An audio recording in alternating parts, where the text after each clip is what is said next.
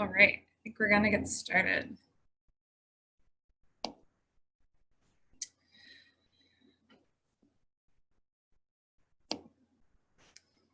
Hello, everyone. My name is Jessica Bayless. I am the Civic and Social Information Services lead librarian with Carnegie Library of Pittsburgh. With me on chat moderation is my colleague, Amy, who you can send direct messages to if you have any questions or comments, as well as myself. Navigating Information Fatigue is brought to you by Civic CLP, a brand new grant-funded initiative which aims to provide the community with a greater understanding of the First Amendment and civic life through enhanced library programs, services, and resources. This initiative is supported through generous funding from the Pittsburgh Foundation. I just have a few housekeeping items to go over and then we'll get started. This webinar is being recorded and will be sent to all registered participants via email within about 24 hours. If you do not receive the recording, please email me or you can visit the Eventbrite online event page where we'll have that information. A 7-question survey will be emailed to all registered participants at the end of this webinar, along with a link to the discussion outline and suggested reading. Your feedback is essential for us to continue providing programs and events like this, and we thank you in advance for sharing your thoughts. For quality assurance and time management purposes, your audio and video are automatically muted during this presentation. You are encouraged to use the chat window to ask questions publicly or send them directly to the chat moderators, which are Amy and Jessica, myself. Live captioning is available via advanced real-time captioning solutions, so you should be able to access that within your options in either the More setting or you'll see a closed caption option. The ground rules have just been shared in our chat window, and to recap, please keep it relevant, keep it kind, keep it positive, and keep it non-commercial. Though if you do have book recommendations, relevant links, you are welcome and encouraged to share those in the chat window. You have the option when using the chat box to share publicly to all attendees, or you can choose one of the moderators from the drop-down to send a private message. If you're sending a message privately, we will confirm whether it's okay to share your question or comment before we do so for the whole group to hear. And thanks to Advanced Real-Time Captioning Solutions for providing our live captioning tonight. If at any point you don't want the captions on, you should be able to just select that from the options and turn it off. It is now my pleasure to introduce Dr. Calum Matheson. Calum's an assistant professor of public deliberation and civic life and director of debate with the University of Pittsburgh. Welcome, Calum. Hi, everyone, and thank you. I want to thank Jessica and Amy in the very outset for all the hard work that went into this. Jessica in particular put in an incredible amount of effort into this presentation, into this series, and so it is my hope that I can be only a mild disappointment. So as Jessica said, I'm the director of debate at Pitt and an assistant professor in the Department of Communication.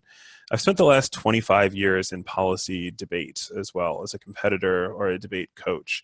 So a lot of what I'm going to say, some of what I'm going to say is academic and theoretical, but I'm going to try to minimize that and talk about practical experience as much as I can as well. Before I came to Pitt, I was a debate coach for many years at the University of North Texas, which is famous for Mean Joe Green, who ended up playing for the Steelers, and Dr. Phil. And then at Harvard before I came here, which is famous for Jared Kushner and Ted Kaczynski. So I want to start talking about the overall theme of these three presentations a little bit. The overall theme is information fatigue and how to navigate it. It's an enormous topic, and it's probably more than we could cover even in these 4.5 hours. There are a lot of perspectives that are interesting, a lot of research, a lot of good writing about this topic that won't be included, but hopefully we can use the question and answer period to try to get at more of that and to track your own interests as well, to be more specific. It's such an issue today that we're all sort of afloat in a giant river of crap that you're constantly exposed to through media, through social media, through your families and friends and everyday interactions. You're constantly bombarded by information, and it's difficult to sort out the good from the bad. It's the kind of Zerg-Rush approach to learning. And kind of the overall point of what we're doing here is to try to develop some of the faculties to help navigate that immense welter of information that we're all exposed to and make good decisions and evaluate the arguments that we make and that other people make as well. So in this session, I'm going to talk about what makes an argument good and what the sort of standards are, some of the standards are for what constitutes a good argument. In later sessions, we'll talk about how this thinking goes wrong in conspiracy theories, hoaxes, and scams, which are in the next two topics of this talk. But to start with, why frame all of this in terms of argument at all? Arguments often get a bad name, especially formal logic and informal logic as well. There's an infinite number of people, roughly infinite, I'm just rounding up, on Reddit, for example, who are happy to have arguments with anyone. There's all sorts of stuff. You can find your so-called and self-described logic bros telling people that, you know, facts don't care about your feelings, or on the other side, that reality has a liberal bias and therefore there's no such thing as media bias. There's all sorts of claims about argument that people make, or people use logic as a kind of tool to prove one point, but it's often more performance than it is real substance. The reason argument matters so much, and the reason why all the logic pros and the people who kind of use informal logic as a means of hiding what's ultimately sloppy thinking, the reason that they can get away with that isn't because they know something about logic and argument that other people don't. They can get away with it because they don't know much about logic and argument, but neither do their audiences for the most part.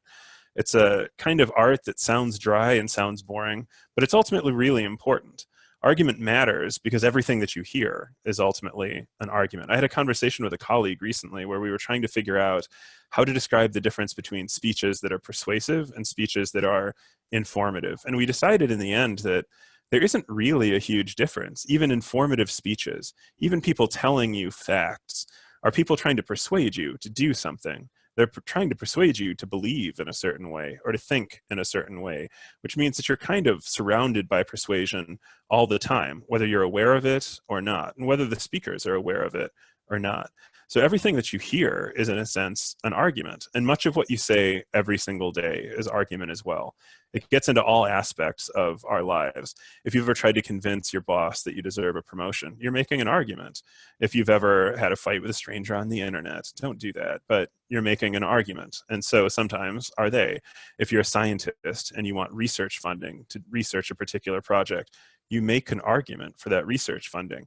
Academics, even college students, every time you write a paper that says Moby Dick was a good book or a bad book or whatever, you're making an argument about it. You're always sort of caught in this network of persuasion, whether we see it up front or we don't. And what I'm trying to do here, and the reason why this is framed as argument partly, is just to make explicit all this kind of background scaffolding that goes into our daily conversations, our conversations with friends and family and so on, that we don't think of as argumentative, but in a certain way is. Argument is different from an argument. The point isn't that you're always fighting with someone or that it's always a contest. The point is just that there's elements of persuasion, claims, logic that are sort of seep into everything that we do. And that's why we decided to frame this largely as argument. But also, if you haven't heard, there's an election coming up soon here in the United States for president of the United States. And you are about to be, and already are, utterly bombarded with campaign information and campaign arguments from both parties, from third parties, all sorts of stuff. Presidential debates are coming up soon, and you, if you are a voter, are asked to assess those things. You're asked to break down arguments and then make a decision. It's the same thing when you read the news. It's the same thing when you see ads on television. It's the same thing when you decide to vote. Ultimately, what you are saying when you vote is that you are persuaded by a set of arguments that one candidate is better than the other candidate. It's always sort of built in as a result into the structure of democracy. There's a lot of academic work about argument and democracy. I'm not going to talk about much of it here, but it's important to realize that national politics aside, arguments matter for the kind of government structure that we live in, even at a local level. Should Pittsburgh fill the potholes, or should they spend more money on education? That's a question that involves an argument. It involves cases on both sides and a decision that's made, and it's one that affects everyone, even at the small quotidian levels of our everyday lives. But if argument is everywhere and you do it every day, why are we talking about it here? Shouldn't you already be a pro at all of this stuff? Shouldn't we all know everything about argument? Isn't this capacity for reason that we have precisely what separates us from this, for example? Also his fashion sense, if you saw his little bow tie. Is that the case? In a way, no. In fact, a lot of people aren't really primed for logic at all. Human beings aren't particularly good at it. In the cold, sort of rational calculations of probabilities, for example, my phone will always be better at math than I am, no matter how much time I spent in skipping calculus in high school. I could never have been better at math than my phone. It can make deductions about information in a certain way better than I can, etc. Human brains aren't really all that well built for processing factual information and making rational decisions. What we're really good at is persuading other people. And in fact, it's kind of built into us in a way. There are two scientists named Mercier and Sperber who published a book called The Enigma of Reason. And in it, they argued that evolution, human evolution, has selected not for making good decisions and being very certain about the truth. Instead, it's selected for convincing other people that you actually know what the truth is. So imagine that you've got a couple of little monkeys. You're a little monkey, and you find a tree full of delicious red berries, maybe. Or maybe they're poisonous, you're not sure. It could be a valuable source of food, or it could immediately kill you. The smartest monkey in the world, we'll say, has like a 70% chance of figuring it out. If it eats the berries and it's really smart, you know, it's gone to monkey botany school and all of that stuff, maybe it survives and finds new food, but then again, maybe it dies.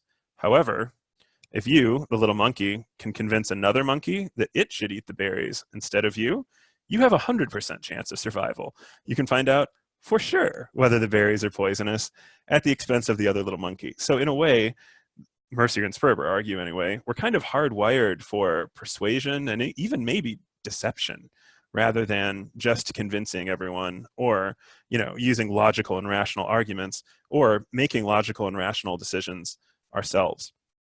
As I mentioned before, argument matters too because of the welter of information you're exposed to. Yes, we use arguments every day, we're exposed to them every day, but it's hard to really process everything now. There's a book, and I believe it's in a book list that we will provide to you, by a guy named Andrejevic. It's called Infoglut. And Andrejevic argues that with the amount of information that we are exposed to, and that we are required to make judgments upon, even sort of preliminary ones, like do you believe this news report or not, it's almost impossible to process everything rationally. You basically have two choices. You can try to know every single detail of everything, in which case you might get caught up in those details to the extent that you can't make a good decision in the end. Or you can take the opposite approach and just sort of decide based on your gut feeling, which isn't really any better. Instead of trying to process every single argument that you're exposed to, what we're hoping here is that by talking about the things that make arguments good or bad, you can use it as kind of a filter. You can figure out whether something should just be ignored out of hand. It's irrational. It doesn't fit the basic standards for a logical argument. It's probably wrong, even if you can't be certain that it's wrong. Our brains are also full of these shortcuts that make us really bad at determining information.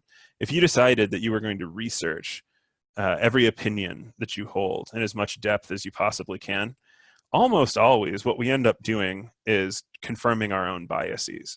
We look for information that confirms what we already believe, and we're more likely to believe information if we already sort of agree with the conclusions that it makes. We're just not really all that well designed to process information in a rational, two-sided way, despite the number of you who said that understanding both sides of an argument is important. You're absolutely right, but we tend not to do that very much.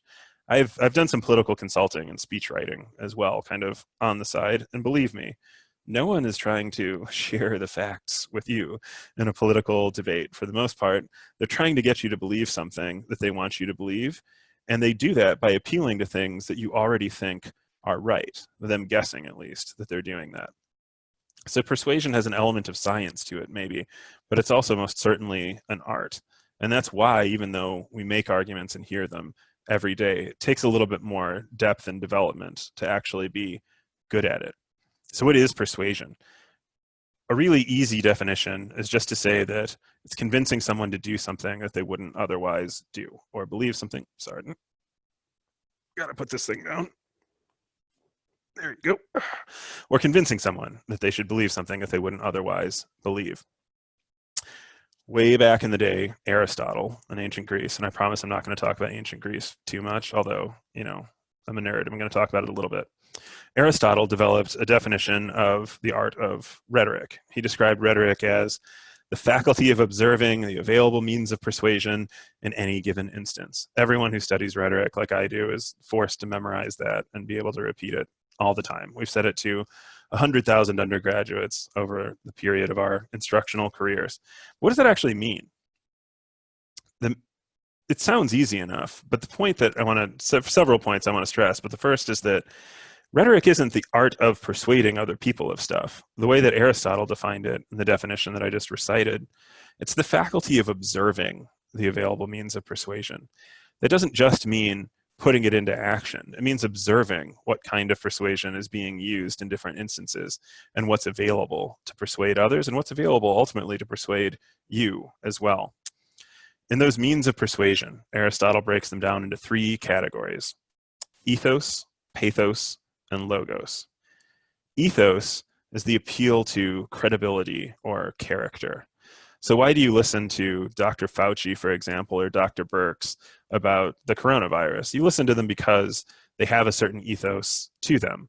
You know that they are top infectious disease experts, that they have scientific backgrounds, that they have PhDs, scientific study, et cetera, association with organizations that you might credit, like the Centers for Disease Control, and so on. All of that stuff is ethos. You listen to those people because of the character that you imagine that they have and accept their conclusions as a result. It doesn't always work in a great way, obviously. Like for some reason we listen to like George Clooney's opinion about international politics or Clint Eastwood or whoever, who don't really have ethos in the sense of an established credible education and all that stuff. But people listen to them anyway. Why does anyone care what George Clooney thinks about anything that isn't acting? Because there's something about his character that people already know. It has an effect on people already. I mean, you're listening to me now. Look at all the pretentious books behind me. Look at I'm wearing a collared shirt for the first time since the coronavirus broke out. I have next to me a tweed jacket, and it's got elbow patches. I smoke a pipe sometimes. I'm utterly insufferable as an academic parody. But then again, you never know on Zoom whether I'm wearing pants, for example. So all of this stuff can be, but all of this stuff can be a kind of illusion of character as well. It's not about demonstrating your character to use ethos as persuasion. It's about appealing to your character to do that so that other people are persuaded by what you say. Pathos is the second of those means of persuasion. Pathos is the appeal to emotion. If you've ever seen that Sarah McLachlan commercial for the ASPCA, I think that she did different versions of it too. There's a Canadian one as well, where it plays Arms of an Angel in the background and just shows you picture after picture of dogs and cages and cats and barrels and all sorts of awful stuff. That's pathos. Pathos is the appeal to the emotion of your listeners, to say not, listen to me because this is logical, or listen to me because of who I am, but listen to me because of the way that you feel. It's not necessarily creating emotion in your audience, and it's definitely not displaying emotion yourself. Pathos is really about the appeal to emotion, to use it as a register in the audience. It's possible to make an appeal to pathos without demonstrating that emotion yourself. Sarah McLachlan doesn't have to cry when she shows you the little puppies and stuff. That'll happen to you, ideally, if the commercial works and you're not, a completely heartless monster and all that stuff. My dog's out of earshot, so I don't have to be nice to dogs anymore. Logos is the last of those three means of persuasion. Logos, it's an ancient Greek word that means word, actually, but also truth, and is also the root of our word logic. Logos is the appeal to reason. Again, you don't have to be right. You just have to appeal to reason. In other words, you have to make the audience feel like what you're saying is reasonable. It's not the same thing as demonstrating good logic. It's the creation of sort of logicalness around what you're saying. It could be, of course, proper and rational and reasonable, but the point I'm trying to make is that it doesn't have to be. In fact, none of these three things, ethos, logos, pathos, none of them have to demonstrate any quality in particular. They're all appeals to a particular way that arguments are persuasive to us. The appeal to credibility, the appeal to logic, the appeal to emotion. You don't have to show you're a good person, for example, to have credibility. You don't even have to show that you know what you're talking about. You just have to make it seem like you do. And if some of that sounds a little slimy, that's exactly why we have to study it and pay attention, because you do those things, I for sure do those things, and you're exposed to them every day. So those are your three means of persuasion. But in that Aristotle definition, he also says any given instance. Remember, the faculty of observing the available means of persuasion in any given instance. So what does he mean by any given instance? It's worth thinking about this too, because again, it kind of seems self-evident in a way, but thinking about it categorically can be useful. Persuasion always happens in some context. It's never completely disembodied. There's always, at a minimum, a speaker and an audience, and a speaker who's trying to convince the audience to do something. There's a famous article, and I use famous very loosely here, famous in my academic field, I suppose, article that breaks down the rhetorical situation into three parts. Again, the infinite trinities of all these academic works. Exigence is one. Exigence is the situation that arises that requires you to persuade someone of something. Audience is another. The audience is not just the group of people who can hear something. The audience is the group of people who can act on the thing that the speaker is trying to persuade you to do, persuade the audience to do. And finally, constraints. Constraints are a set of limits on what means of persuasion might be appropriate or useful in a given place. But as a result, they're also kind of opportunities as well. Think about this in the context of audience, because in some ways it's the audience that makes the constraints. If you know who the audience is that you're appealing to, you can craft your appeals to resonate with that particular audience. We're going to talk about this a lot more when we talk about conspiracy theories next week. Here's an example. When I was in high school, my second year in debate, I was not good at debate, but I was at the National Catholic Forensics League National Finals. It's a big deal to be at a national championship in your second year of debate when you are, in fact, not very good at debate. The only reason we were there is because it happened to be in Detroit, near where I lived. So we went. We were definitely, overmatched by nearly everyone that we debated. But we got lucky a lot, and we were in the semifinal debate. It's kind of like being in the semifinals of, March Madness if you're a basketball fan, but no one cares about it. So it's a little bit different, I suppose. And in the semifinals debate, here's my partner and me debating against another team. I was short. I was really fat. I had a mullet because my mom cut my hair at home, and I'm wearing an ill-fitted suit that I inherited from my brother that was out of fashion when he wore it in the 1970s and didn't even fit me now in 1996 or whenever this is.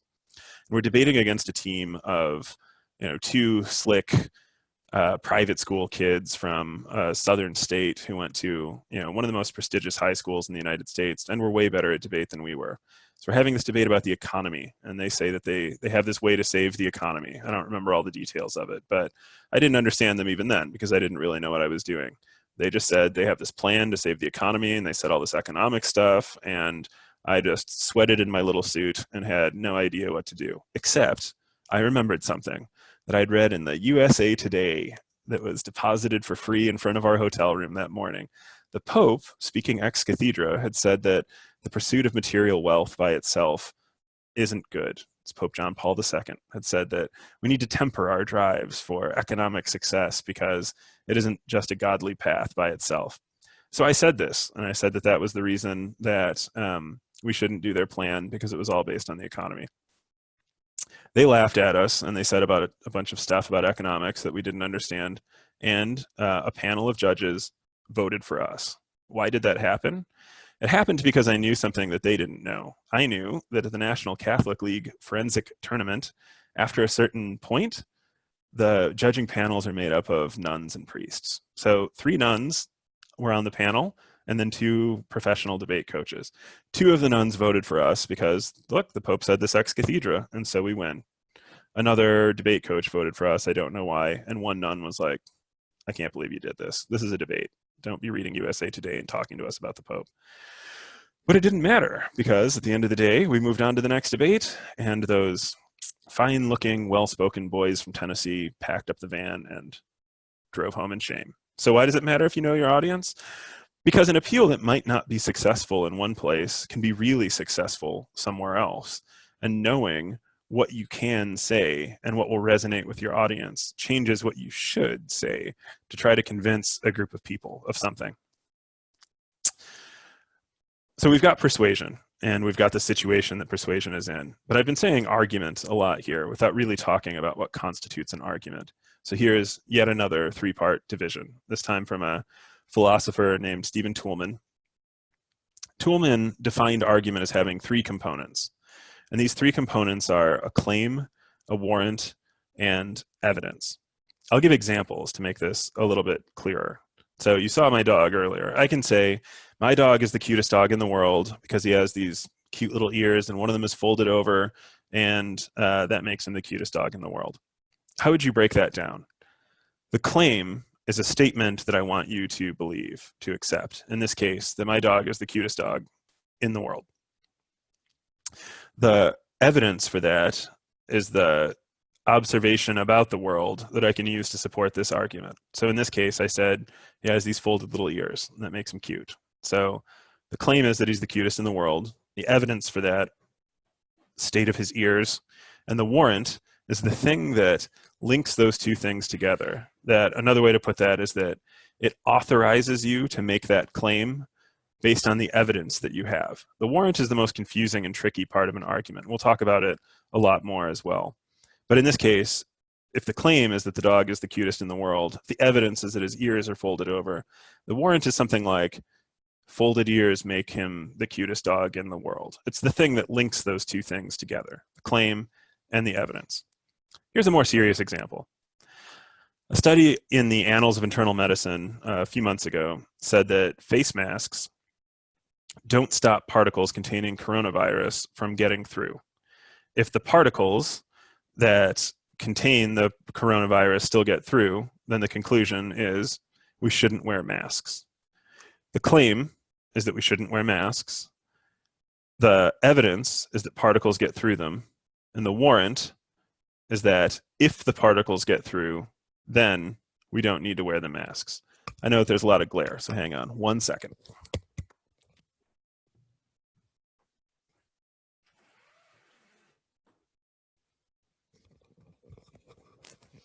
Better? And at the same time, I could prove that I am actually wearing pants on the Zoom call. So is this a good argument? This argument about masks? In some ways, it sounds like it. A lot of the elements of it are pretty good. It cites a scientific study from an unbiased source, a lot of co-authors whose qualifications, because again, I'm a nerd, I looked up. And it uses kind of logical reasoning. It makes an easily identifiable claim about the world, and it has a warrant that is pretty identifiable as well. Even though it has all those components, though, that argument is wrong. So why is it wrong?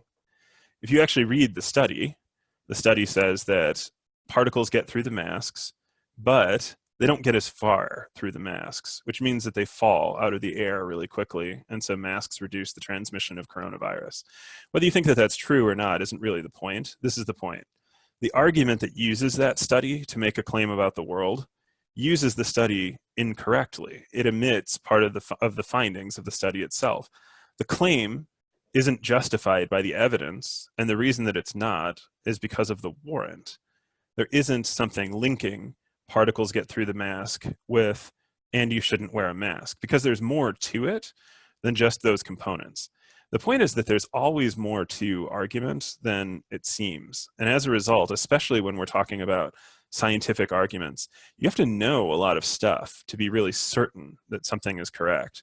You can always analyze information more. especially so in a case like this. You can ask, what's the methodology of the study? Or is it statistically sound? Does it have a big enough sample size? And so on and so forth. Is this an expression of Bayesian probability, or is this an expression of certainty? There's lots of stuff you could say, but for the most part, you don't have the opportunity to do that. Instead, people say things like this all the time, and you might not have at your fingertips all the details on that study in the Annals of Internal Medicine. I can't imagine why, but that's the point. There's always more of it.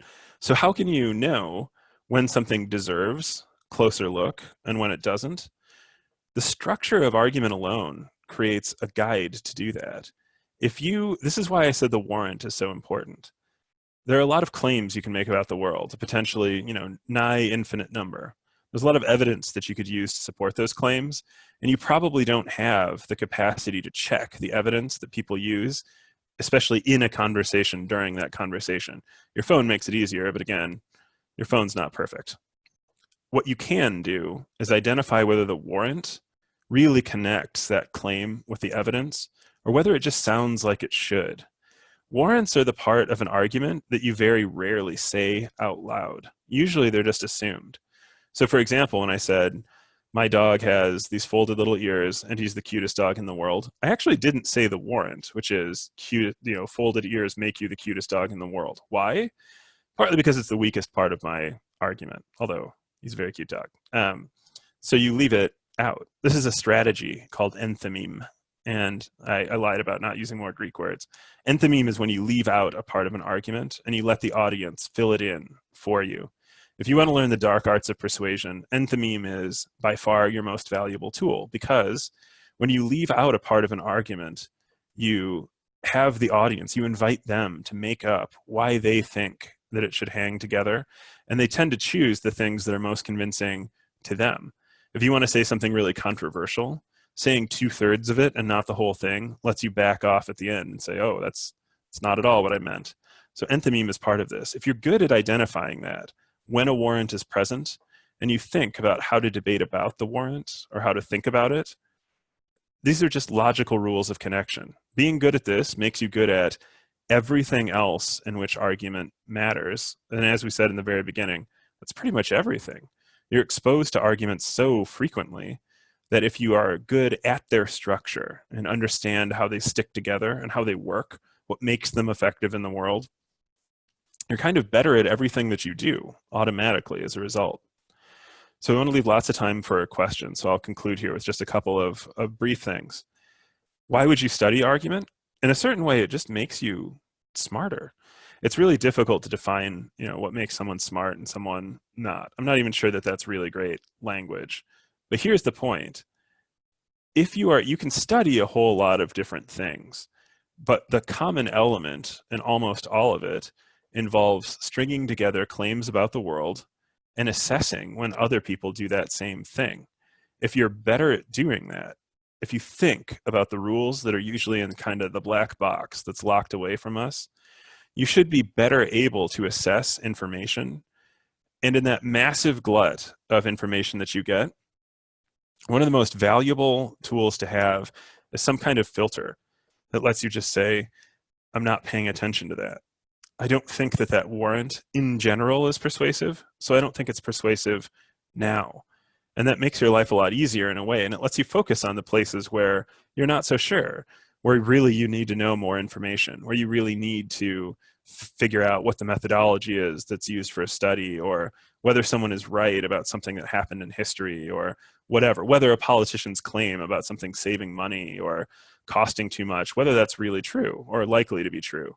Being able to filter out the stuff that's obviously wrong gives you a lot of time and energy that you wouldn't otherwise have to pay attention to the details that matter a lot more and matter a lot more to you.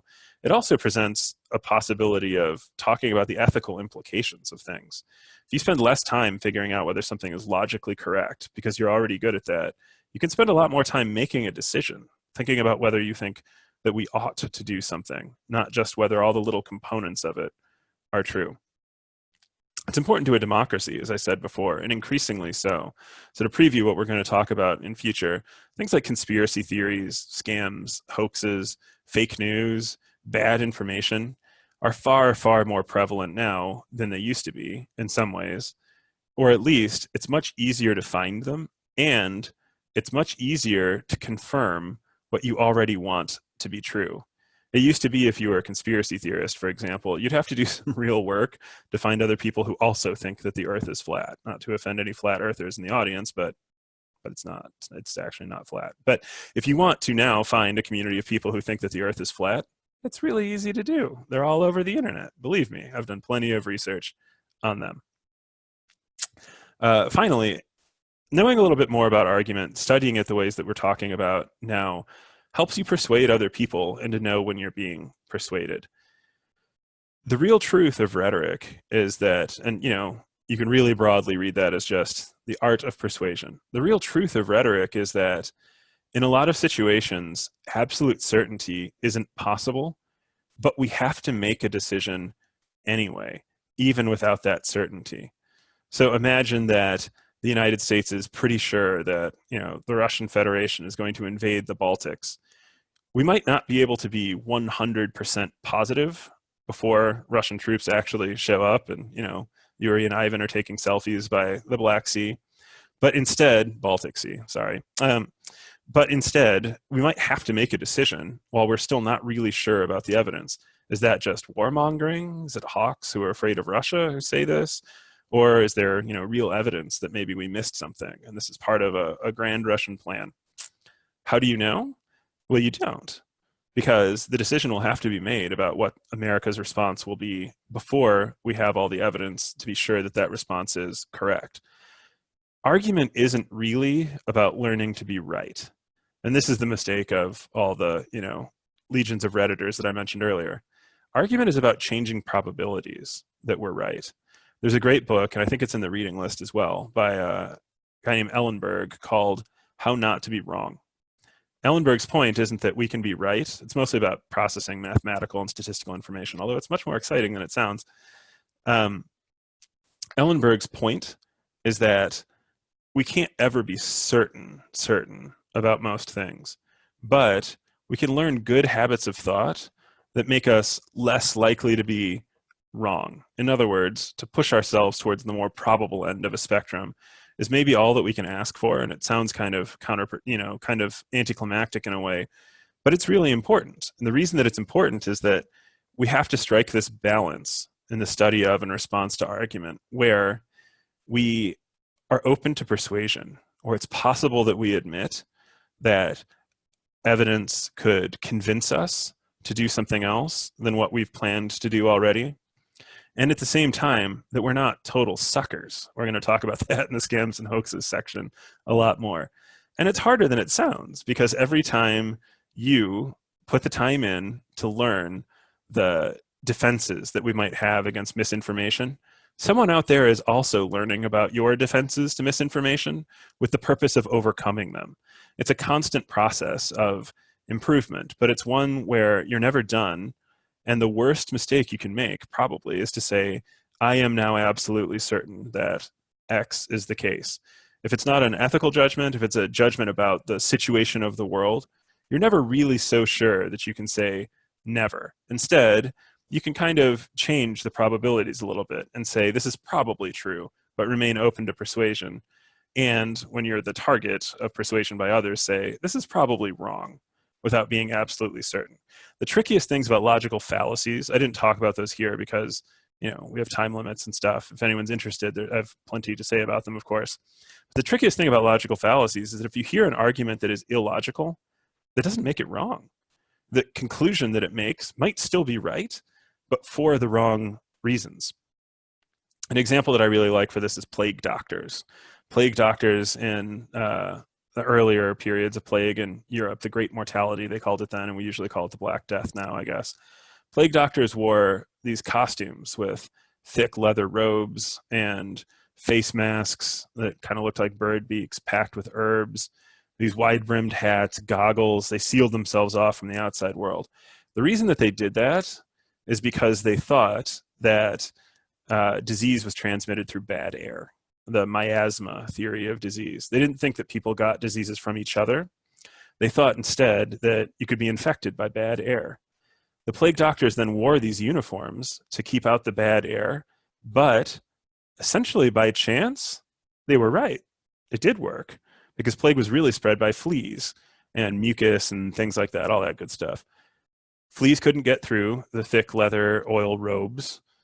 Mucus and coughing and all those things couldn't get through the masks as easily. They did actually prevent the spread of plague to some degree, but they were wrong about why. The point is that you can be wrong about something, about the reasons for it, and still have a good conclusion, which makes it just all the more complicated and all the more important that you think about that.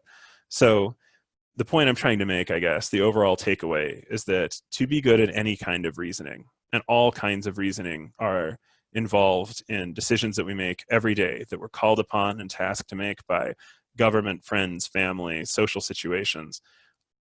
The way to get better at all of that stuff by understanding the logical underpinnings of it is kind of, in a way, a cheat. It lets you skip ahead and see some of the machinery behind the scenes to manipulate the code a little bit so that all of your decisions are better. You could spend a lot of time learning about one thing, and I'm not saying that you shouldn't. I did. But you can spend some time, add it to the list, thinking about how to process and identify arguments and practice it. Every time you hear something, a political campaign speech, for example, think, what's the claim? What am I supposed to accept from the world as a result? What's the evidence for that claim? What observation about the world that I could double check is supports it? And what's the warrant? Why does that evidence support that claim? If you can't find one of those things, then you've automatically identified enthymeme. But if you can find them, you can say, do I believe this claim? Do I believe this warrant? Do I believe this evidence? Why and why and why? It's really, in a certain way, not that hard to do, although it's difficult to retrain ourselves because we're much more tempted to say, sounds good to me, I got it, I'll believe that. So in future sessions, we'll talk about this in more detail, especially in the ways that argument goes wrong or the way that logic is manipulated in terms of belief, about conspiracy theories, conspiracy theorists, and how to respond to situations like that. And also we'll talk about scams and hoaxes, as I said before, places where people are not necessarily even always trying to persuade someone that some particular thing is true. They're not always even lying. They're just speaking without regard to the truth, which is a slightly different thing and fascinating in its own case. But that's what I've got for now. If people have questions, I'd love to hear more. Thank you so much, Calum. And yeah, we do have some questions that came in. I'm gonna try to get through them in the order that I grabbed them. So the first question is the place where there is usually more to an argument more typically found within the warrant or within the evidence? That's a really good question. The answer is it's sometimes one or the other, and often both. Warrants themselves are kind of arguments. If I say, for example, previous economic downturns were followed by war, and therefore, if the economy collapses now, we're more likely to have a war. I'm saying a bunch of different things. I'm making a claim, if the economy collapses now, we're more likely to have a war. I'm using evidence, previous economic downturns were, followed by war. And there's also a warrant that I didn't state. It might be something like historical events in the past can help us predict the future. The evidence about historical downturns in war might hide a whole lot of things, like how do we determine a historical downturn before we started, taking economic calculations of everything and so on and so forth. So the evidence has some serious questions. The warrant also has serious questions. Does history always predict the future? Maybe it actually makes it less likely. The fact that something's gone wrong before makes it more likely that we'll respond to it in a different way now and have a better future and so on. So it's both the evidence and the warrant in that case. My overall really broad hot take on this, I guess, is that the simpler the argument is, the more likely that the warrant is to be wrong or that the warrant is to be concealing something else. Because every warrant is an argument. In the statement I made before about economic collapse, for example, the statement, history predicts the future, that is an argument. It's a claim. It has its own warrant. It has its own evidence, and so on. Warrants are a kind of infinite rabbit hole where it's warrants all the way down all the time. So there's always another little thing. If you're only arguing with people to win an argument, by the way, which I'm not advising that you do by any means, but getting really good at this can make you utterly annoying. Try this on the internet sometimes. I do occasionally when I'm really bored, I have to admit it. If you're really good at saying something, for example, like, we can't tell that one thing causes another thing ever, because how do you know that that the cause didn't happen after the effect and we just perceived it in the wrong order? Yeah, like probably not, but getting someone to explain why not is really hard. So the trolling potential of argument comes almost exclusively from its warrant. If you're interested, there's a guy named Pyrrho, another ancient Greek, whose writings survive in Sextus Empiricus. And Sextus Empiricus was a philosopher who was just the first troll, basically. Well, Socrates, I guess, but like the first real troll in the modern sense. All he did was say things like, reality doesn't exist, and if it did, you couldn't prove it. And if you could prove it, you couldn't prove it to me. Stuff like that's really annoying, but it's a useful thought exercise, because if you can get through all of that, then it makes it infinitely easier to get through the people who are just like, jet fuel can't melt steel beams or whatever it is that day. I don't know if that makes me feel better or worse that there were trolls that far back. Always trolls. Nothing ever changes. Nothing ever changes. Okay, so another question we had, how do we get good or better at recognizing, and oh my gosh, I'm gonna butcher the word, enthymeme? Enthymeme, yeah. Enthymeme. How do we get good or better at recognizing it? That's a good question. So the easiest thing to do is just try to practice it, especially when you hear an argument and you want to think about that particular argument. Ask yourself, that Toulmin model that I mentioned, so I hope none of my undergraduates are on this call. I make them read Toulmin's book about argument, and it's super boring, but it's got 3 things in it that are so useful and so important. That's the claim, the warrant, and the data or evidence division of an argument. If you're curious about a particular argument, if it just like smells wrong or whatever, or it's really important and you need to think about it hard, break it down into its pieces. What's the claim? What's the evidence? What's the warrant? If from the way that the argument was presented, you can't find one of those things, that's enthymeme. So if you know the formal rules, it's the reason why we teach this to undergraduates, the reason why I'm so insistent on this 3-part model. If you know the rules that structure an argument, the basic components that it must have to be an argument, then you can automatically tell when one of those things is missing.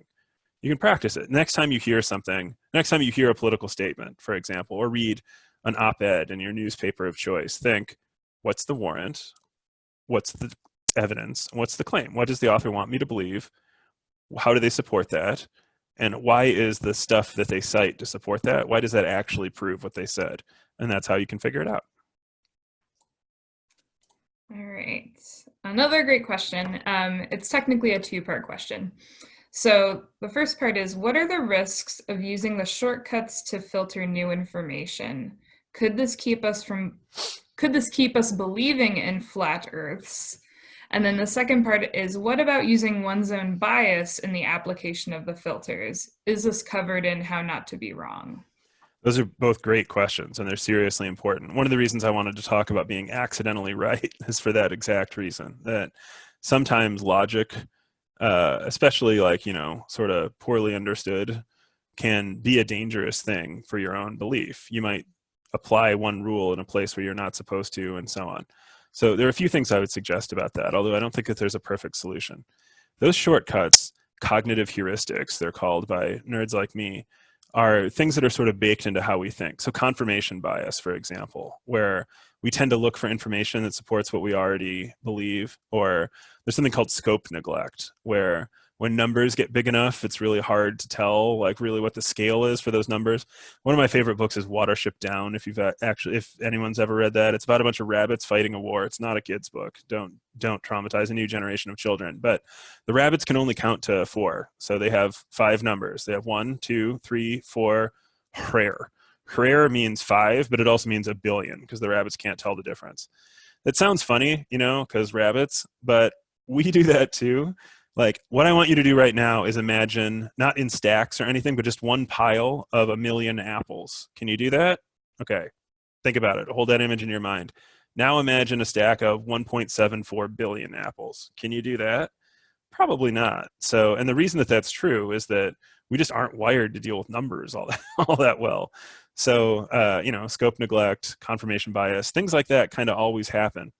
How do you avoid reproducing stuff like conspiracy theories or just bad beliefs as a result of it? The way to avoid it is because some sections of those arguments, heuristics, are shortcuts to thought that prevent you from analyzing the warrant or data.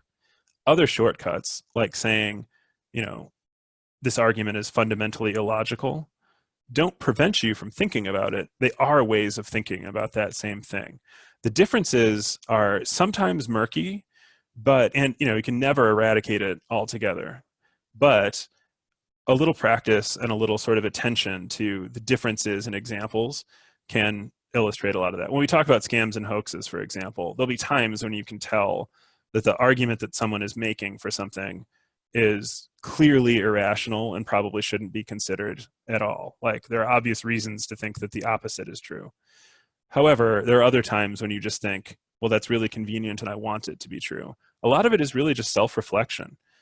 Do I want to believe something? If someone tells me something and I want to believe it, maybe I'm just a bad person, I don't know. But I automatically think harder about it and am more skeptical about it because I know that a part of me wants to believe the thing that I want to believe. So take contradictory evidence maybe more seriously than you would.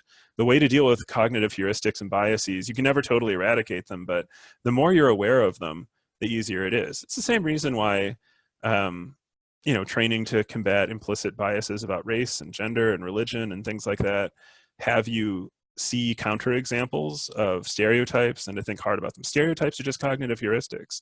The way to overcome them is to think, to be aware that they exist and then think about the breakdown. What's the antidote and what's the evidence? And to make yourself work a little harder when you find yourself reasoning poorly or believing something that you want to believe. I hope that helps. That's great. All right, next question. Do you have any tips for assessing the truth of news available on social media? Social media, someday when aliens find the burnt ashes of our civilization and write its history, social media will be one of their primary explanations, right or wrong, for why we no longer exist. Social media is the worst kind of information glut in a way for two reasons. One is that it tends to share low quality information. I read a wonderful study. I'm going to say a bad word here, but I'm going to say it a lot in the next two sessions, so get used to it, I guess. Social media is full of bullshit, and bullshit is a technical term here. I'll talk about why. There's a philosopher who wrote a book called On Bullshit that's absolutely brilliant. But most stuff on social media isn't shared because it's well-reasoned or is supposed to even persuade someone. It's shared just because, because it's easy. And there's very little sort of filter applied to it. So the quality of information is often low. I'm mentioning this on social media because someone did a study a while ago, and this is an actual study that someone did, where they took a bunch of phrases that people wrote on social media, inspirational phrases, and then they took a bunch of phrases that they just asked an artificial intelligence to generate randomly from verbs and nouns. And then they asked a bunch of undergraduate students at, I think, UC Berkeley to rate how profound those statements were. And they really liked the AI's randomly generated phrases. They found those things really profound. So there's a study that you can read. You can actually read it free online called On Pseudo-Profound Bullshit. And that's just what it's about. So that's what social media is. It's just a bunch of crap. And it's kind of hard to filter through it. So quality is low. The second problem with social media is filter bubbles, they're called. There's a book by a guy named Pariser called Filter Bubbles, where he explains this concept too. You pick your friends on social media for the most part, you're obligated to sometimes, and family and stuff like that. And as a result, you tend to read things that people in your social circle say. If you aren't thinking very critically about it, you'll see an awful lot of information that supports what you already believe, because you tend to believe similar or the same things to things that your social circle believes. It's why you like them. And so you read the same stuff again and again and again. If you got all your information from social media, the world would sound shockingly like, what your 50 loudest friends think that the world should sound like. And that's it. So social media is the most dangerous place in some ways to get news and information. I've been off Facebook for a really long time. I only use it for like promotional academic stuff now. And I know much less about what people are saying in the world. And as a result, I read a lot more about it, and it's far more balanced. You should read things that you don't agree with on purpose, no matter what, just because you don't agree with them. So if you're a liberal, for example, if you consider yourself a liberal, read the Wall Street Journal. See what they're saying. Don't watch Fox News, but you can at least get a sense of what other people are saying and what they want you to believe. If you're really conservative, read The Nation or the New York Times or BuzzFeed or whatever. You don't, again, have to agree with everything. The point is that the hardest thing to convince yourself to do when you're judging information is to suspend judgment until you've paid enough attention to see both sides of things. Because it's not true that there is an unbiased media source that you can go to. It's just true that there are lots of different biases, and the better you get and the more honest with yourself you are about how you filter those things, the more likely you are to have some approximation of the truth, which again, you're not going to get to the truth through reading the news, but you'll be less wrong. All right, so we're gonna get what I feel is a little more psychological. This question, does neurolinguistic programming, with its little tricks like pacing, allow ideas to be slipped into our minds before we can think critically about them? I'm not an expert in this area. I'm actually also a member of the Pittsburgh Psychoanalytic Center, so I guess I'm like sort of an expert adjacent to this area. Neurolinguistic programming, unfortunately, is mostly made up. I really wish it wasn't. It would be great, but there's all these little tricks. If you don't know what neurolinguistic programming is, it was this sort of body of like pseudoscientific research in the 60s and 70s about how to code stuff. So like subliminal advertising is an example, or one trick that someone I knew who was an NLP researcher once told me is to spell a word in the middle of a sentence really quickly, because it requires the other person to spend time to process the fact that you've done that, and then they're less likely to interrogate the next few words that you say, because they kind of like slip under the defenses and stuff. There isn't a whole lot of evidence for neurolinguistic programming being real as a whole, although they made some claims that can be supported.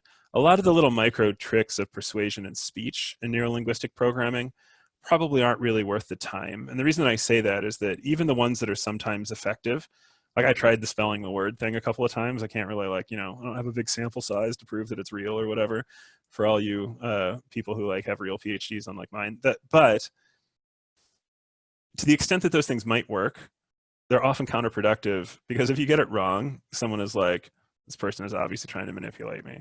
They just spelled a word in the middle of a sentence. What is going on here? So I don't know. My general feeling is that neurolinguistic programming probably isn't something that should be taken all that seriously, but I'd be happy to look at evidence and change my mind. The stuff I read was written mostly in the early 2000s, and who knows? Maybe Karl Rove got a PhD since then, and the world is different. And just to clarify, Calum's PhD is very real and valid. Oh, thank you. You can find it online. Yeah, please Google. So this is a question that is sort of a nod to your fun backstory about debate. So I have a teen who would be really great at debate. Is there anything locally or virtually that they could take part in when and if it's safe to do so? There's not a lot of high school debate in Pennsylvania anymore, unfortunately.